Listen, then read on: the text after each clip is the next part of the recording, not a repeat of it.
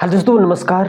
आपने एक हाल फिलहाल में कहानी, एक वीडियो वायरल हुआ था, एक न्यूज़ सुना था कि पति ने अपने पत्नी को टुकड़े करके और कुकर में पका करके वह जो है किसी झील में, किसी तालाब में जो है फेंक देता है। क्या है पूरा मामला दोस्तों, आज हम समझेंगे वही।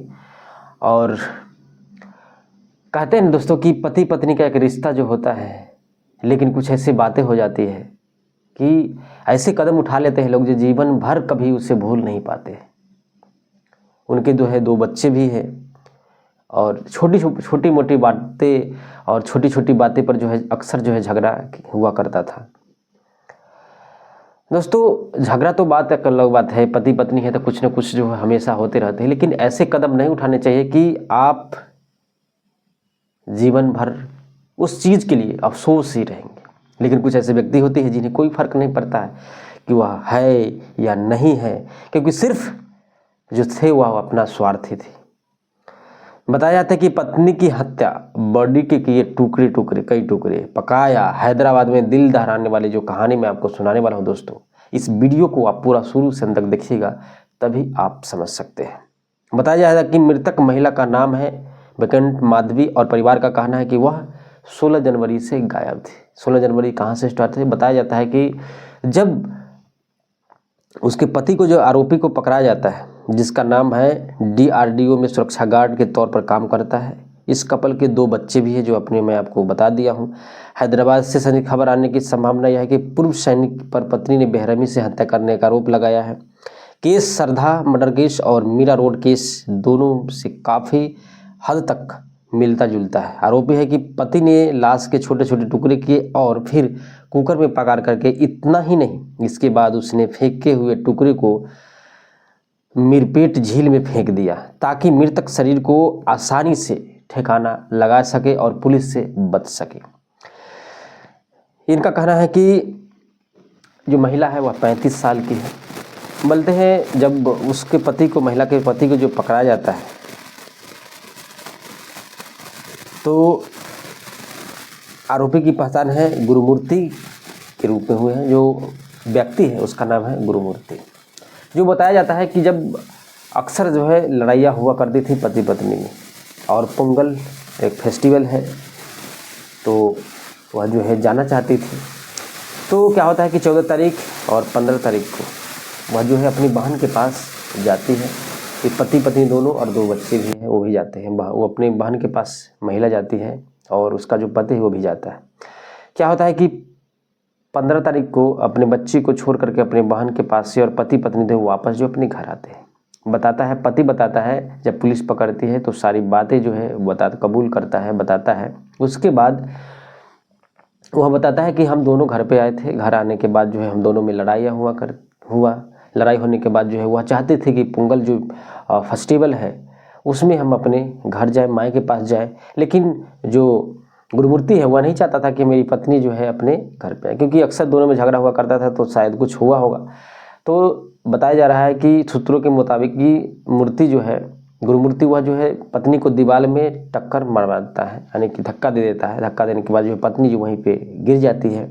गिर जाने के बाद जो है उसे उठाने की कोशिश करता है, लेकिन बताया जाता है कि स्पॉट जी उसकी डेथ हो जाती है। अब जो है डेथ हो गई है। डेथ हो जाने के बाद जो है वह सोचने लगता है जी अब इस लाश को कैसे ठिकाना लगाया जाए। एक्समैन है तो कुछ न कुछ तो सोचा था।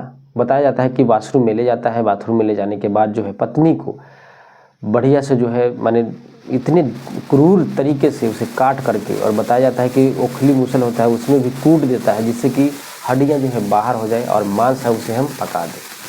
यह जो पूरे शातिर तरीके से जो है एक बड़ा सा कुकर लाता है। पत्नी के जो टुकड़े, उस टुकड़े को 8 घंटे तक, 6 घंटे तक कुकर में रख करके पकाता है। और बताया जाता है कि हड्डी को जो है गैस पे पका करके उसका चूरन बना देता है। और इसी प्रकार के पूरे बॉडी को जो है एक एक चीज़ जो होता है ना, कि जो कत्ल करता है, जो एक एक चीज़ कहीं न छूट न जाए, जो फोरेंसिक को भी जो टीम होती है उसे भी न मिल पाए। एक एक चीज़, न कहीं गड्ढा दिखता है, न खून के स्पॉट दिखते, सारे चीज़ इतने क्लीन तरीके से किया कि पुलिस भी, हैदराबाद पुलिस जो है हैरान है। वह जो है झील में जाता है और जा कर के सारी चीज़ को जो है फेंक देता है। और फेंकने के बाद जो है वापस आ जाता है और उसके जो सास ससुर होते हैं वह जो है फ़ोन करते हैं अपनी बिटिया के यहाँ, वह फ़ोन नहीं उठाती है। उनको जो है बहुत दिक्कत होती है। वह जो है फ़ौरन जो है वह जो है बेटी के पास आते हैं। वहाँ पे जब देखते हैं तो उनका जो है दामाद है, बेटी नहीं है। दामाद से पूछा जाता है कि वो कहाँ गई। फिर जो है माने गुमराह करने के लिए अपने सास ससुर को जो है वह व्यक्ति जो है गुरुमूर्ति है वह बताता है कि हम दोनों में झगड़ा हुआ था। वह जो है घर जाना चाहते थे फेस्टिवल पोंगल फेस्टिवल में, लेकिन मैं उसे मना की थी, लेकिन वह जो मुझसे झगड़ा करके भाग गई। और पति सास ससुर और पति खुद जाता है और एक पुलिस स्टेशन में जो है FIR दर्ज कराते कि गुमशुदा की हमारी पत्नी गुम हो गई। इतने साथी तरीके से जो पकड़ा ना पाए। उसके बाद जो है गुमराह करने की कोशिश की। जांच के दौरान गुरुमूर्ति पुलिस को बताता है कि 16 जनवरी की सुबह उनके बीच बहस हुई थी, जिसके बाद वह गुस्से में घर छोड़ करके चली गई और फिर नहीं लौटी। हालांकि जैसे जैसे माधवी की तलाश तेजी हुई, पुलिस को पति का पर शक हुआ, उसे दोबारा जो है पूछताछ की गई। पुलिस ने कहा कि मूर्ति की कथित तौर पर अपराध करने का कबूल कर लिया है। वो बताता है कि हमने एक मर्डर भी किया है और हमने अपनी बीवी को भी गुमशुदा की बारे रिपोर्ट लिखा है। पुलिस जो है हैरान है कि अभी जो है FIR दर्ज हुआ है, मर्डर केस अभी जो है मूर्ति पे नहीं हुआ है।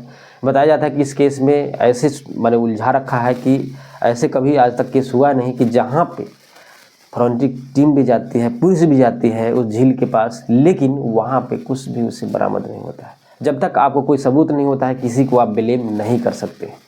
तो इसी प्रकार से जो है मूर्ति जो है बताता है कि हमने तो मर्डर किया है, लेकिन आप खोजिए, उसे ढूंढिए, हमने किसकी मर्डर किया है। जब तक कोई सबूत नहीं मिलता है तब तक उस माधवी का जो गुनहगार होगा कौन होगा अभी तक पता नहीं। हैदराबाद पुलिस जो है बहुत सारे दूसरी स्टेट में जो है बात कर रही है कि कोई ऐसा केस हुआ है जहाँ पे कातिल जो पकड़ा गया, लेकिन उसे कोई भी सबूत नहीं है। किस तरीके से उसे जो है रिजेक्ट किया जाए, किस तरह से उस केस को जो है खुलासा किया जाए, किस प्रकार से उसे जो है सजा देने के लिए उस केस में क्या क्या मिल सकता है। दोस्तों बस यही कहना चाहूँगा, कोई भी अपडेट आता है तो मैं आपको बताने की कोशिश करूँगा, लेकिन ऐसे शातिर तरीके से अपनी पत्नी को हत्या कर देता है, यह जो प्रूफ अभी तक नहीं हो पाया कि वह हत्या अपनी पत्नी की किया है या किसी और की, क्योंकि जब तक कोई सबूत नहीं मिलता है किसी पे आप ब्लेम नहीं लगा सकते। भले ही वह मैं अपना स्वीकार लूँ कि चाहे मैंने ही मर्डर किसी को किया हो, चाहे वह जो है गुरुमूर्ति ने खुद मैंने कहा होगा या कहा है कि मैंने मर्डर किया है, लेकिन उसका कोई सबूत ही नहीं मिल पा रहा है, तो पुलिस उसमें क्या कर सकती है। हैदराबाद पुलिस को जो है टेंशन बहुत इस केस में है। कोई भी अपडेट आती है दोस्तों मैं आपको बताने की कोशिश करूंगा, लेकिन आप ध्यान रखिए, ख्याल रखिए अपना। फिर मिलते हैं वीडियो के साथ। जय हिंद, जय भारत।